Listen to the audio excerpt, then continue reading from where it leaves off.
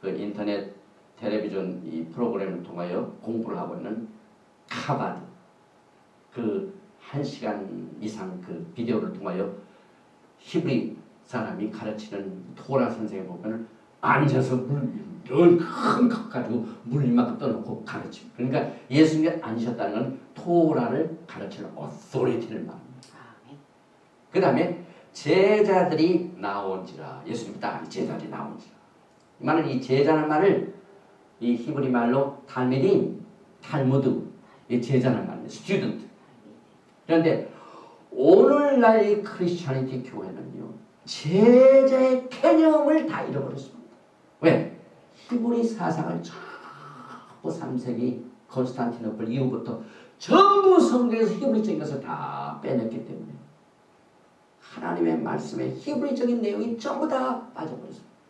그런데 이것을 다시 히브리 말로 번역을 한 내용 이 달미딤 이 제자의 내용을 보면은요 이 히브리 사람들은 제자가 굉장한 무거운 뜻을 가지고 있습니다.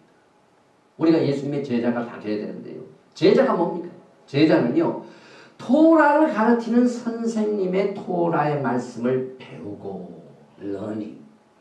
그 다음에 배운 내용을 memorize, 기억을 해.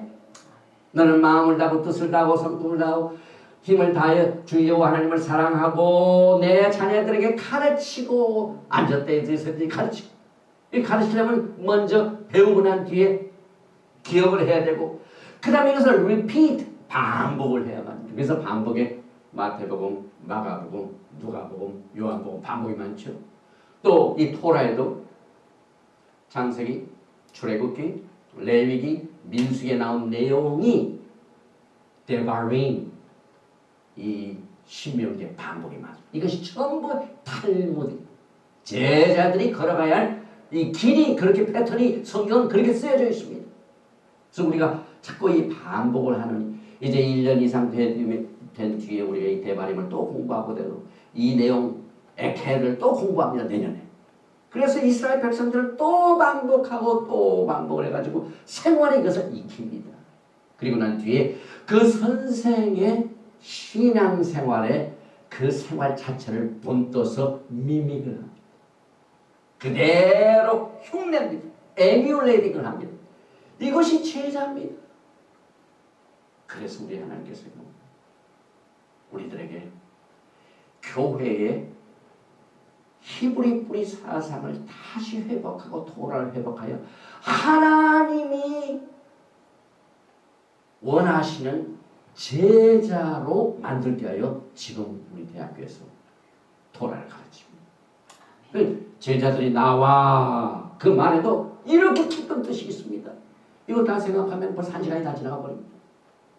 그것이 히브리 사람들의 큐티입니다.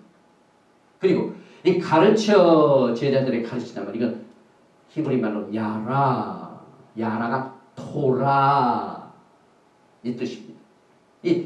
우리가 토라를 회복하고 토라를 가르친다는 것은 율법으로 돌아가는 것이 아닙니다. 그동안 이 강단을 통하여 그동안 말씀을 많이 들었던 사람들 가운데 토라의 회복을 환영하는 사람도 있지만 정식으로 거부하는 사람들이 있어요. 그와 같은 사람들은 이 하나님의 마음을 알지 못하기 때문에 그렇습니다. 이 토라가 뭡니까? 이 토라는 하나님께서 하나님의 백성들이 하나님의 백성으로서 걸어가야 할 길을 안내해주고 지시해주고 이끌어주고 인도하는 겁니다. 이것이 휴거 준비입니다. 여러분. 이 내용을 잘 모르면은 계명으로 돌아간다. 이것이 히브리적인 사상이 아니라 헬레니즘 사상. 이 교회는 그걸로 쪄들어 있습니다. 그래서 얼마나 이 토라가 들어가기가 힘들지 모릅니다. 성경은 금강석 같게. 결국 예수님께서는 산상설교를 통하여 토라를 가르쳤다는 사실을 마태복음 1장 5장 1절 2절 우리는 그냥 등한히 여기는 그 1절 2절 속에 그렇게 깊은 내용을 숨겨 놓으셨어요. 그래야 이것을 알아야 복이 무엇을 압니다. 그래서 히브리 말로 보면은 복도요 contentment 평화를 얻어 만족을 그 상태. 이렇게 심령이 가난하면은 우리의 심령이 만족을 한다. 복복하게 한다. 그래서 결국은 여기에서 우리가 슈마를 다시 찾게 됩니다. 마태복음 7장쯤 되면은 이제 산상보훈이 끝나죠. 마태복음 7장 24절에 그러므로 누구든지 나의 이 말을 듣고, 예수님이 토라를 가르치셨죠. 행하는 자는 그 집을 반석 위에 지은 지혜로운 사람 같으니라. 제가 이 마지막 때의 종말의 메시지를 전가하면서 이 토라를 가르친 이유가 바로 이 이유 때문에, 예수님께서 팔복을 가르치고 난 뒤에 누구든지 이 말을 듣고 행하는 자는, 사상으로만 있는 게 아니라 생활에 그것을 옮기면은 그 집을 반석 위에 지은 지혜로운 자 슬기로운 처녀가 된다. 그러나 비가 내리고 창수가 되고 바람이 불어 그 집에 부딪히되 무너지지 아니하리니 이는 주초를 반석 위에 놓은 연고요. 나의 이 말을 듣고 행치 아니하는 자는 그 집을 모래 위에 지은 어리석은 사람 같으니 비가 내리고 창수가 나고 바람이 불어 그 집에 부딪히며 무너져 그 무너짐이 심하니라. 예수께서 이 말씀을 마치시며 무리들이 그 가르치심에 놀라니 이는 그 가르치신 것이 권세 있는 자와 같고 저희 서기관들과 같이 아니하니라.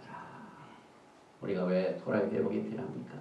오늘의 계보를 통하여 이스라엘 백성들이 땅에 건너가기 전에 복을 받기 전에, 우리가 지금 영광의 메시아닉 시대를 지금 기다리고 있는 축복받기 직전에 살고 있는 우리들에게 토라의 말씀으로 우리를 정결하게 하고 깨끗게 하고, 또 집을 지어서 반석 위에 집을 지어서 환난과 핍박과 어려움 이제 막 닥친대요. 이 팔복은 맨 마지막 그 반석 위에 지은 지혜로운 사람과 반석 위에 짓지 아니하고 모래 위에 진 사람하고 두 가지가 딱 나눠져. 이제는 주님이 오시기 직전에 반석 위에 지은 사람과 모래 위에 지은 사람과 다 갈라진대요. 그런데 토라를 바탕으로 반석에 진 사람은 끝까지 남습니다. 그러나 그동안 토라를 등한히하고 멀리했던 사람은, 이 지혜롭지 못한 사람은 그동안 신앙생활을 많이 하고 성경을 많이 공부했지만은 그 주초가 모래이기 때문에 다 쓰러지게 되는 것입니다. 오늘 이 에케 이 말씀을 듣고 행하면은 하나님께서 너에게 언약을 지키시라 하는 복을 받으시는 여러분과 제가 되시기를 주님의 이름으로 축원드리며 오늘 이 말씀을 마칩니다.